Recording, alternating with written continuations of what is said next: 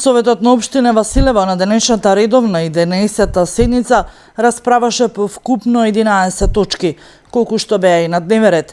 По неговото дополнување, предлог одлуките за утврдување на потребата од донесување на урбанистичко-планска документација поради вклопување на бесправно изградени објекти во планскиот опфат по образложение дадено од стручните служби на општината го добија потребното мнозинство.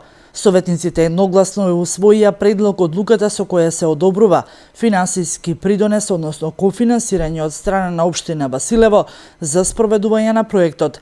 Нераскажаната приказна за американската мисионерка Мистон.